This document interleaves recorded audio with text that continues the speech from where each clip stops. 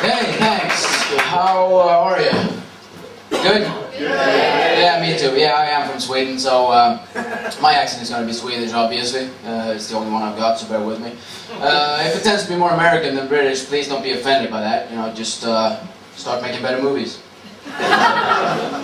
Maybe the next guy from Sweden will have a British accent. We never know.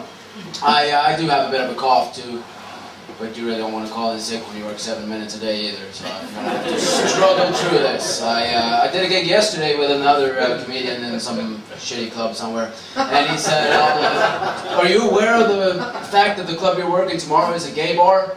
I'm like, no. Well, I think, as an advice, that you should acknowledge the fact that you know that you're in a gay bar. I said, I think they're going to think I'm retarded if I acknowledge the fact that I'm in a gay bar. There are not that many other places with rainbow lights in the ceiling, blokes holding hands, and Pet Shop Boys blasting out of the speakers. You know, it's going to be pretty obvious that I'm in a gay bar. But now I acknowledged it, and I need you to acknowledge the fact that I don't give a shit. You know, a gay bar is a gay bar. I am bisexual myself. I came out by accident. I didn't know it needed doing.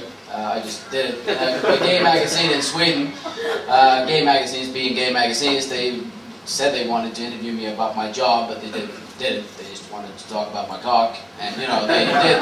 So he said, like, second question was, so, can you fuck a guy? I said, yeah. Really? Yeah. Did you live with a girl? Yeah. Turned out that way. So what, you're bisexual? Yeah.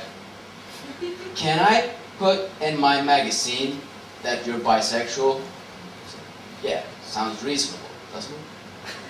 Not that it's normal for journalists to actually write what you say, but if you want to change that, you know, fine. And he did, and I was out of some closet that I never knew I was in, and this was a big thing for straight people and gay people too. Gay people got offended by me saying I was bisexual, claiming you can't be bisexual if you haven't tried it.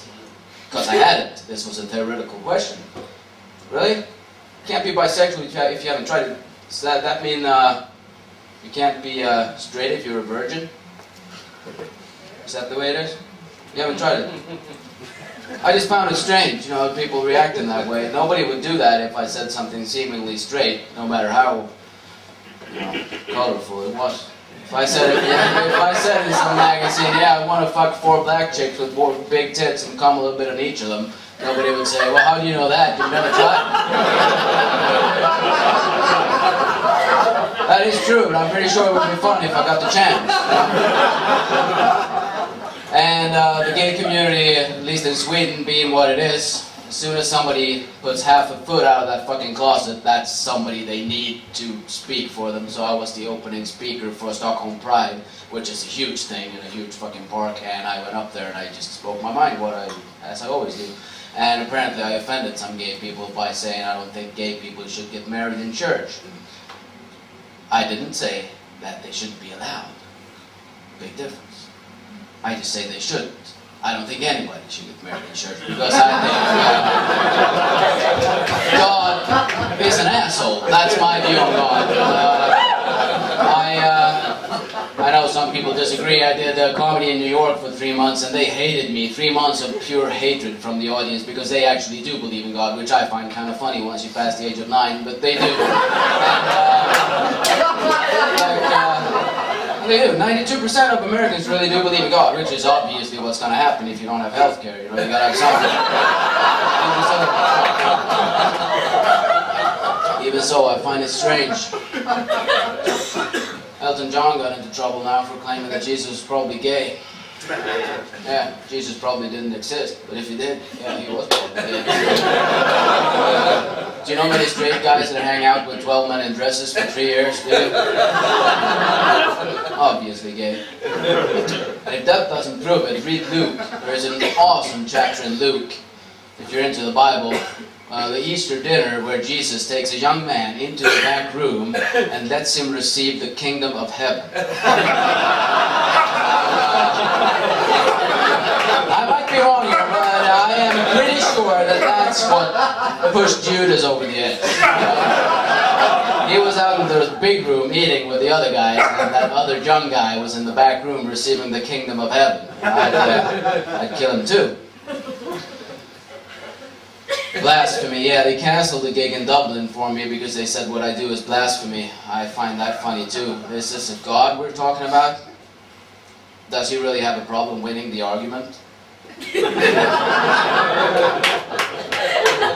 I guess he does. I talk a lot about God because I like it. My father was a priest. He is a priest. He never fucked me though. So. I am pretty sure he fucked other kids. No, joke. It's a joke. It's a joke. Obviously, my father is Catholic. You know,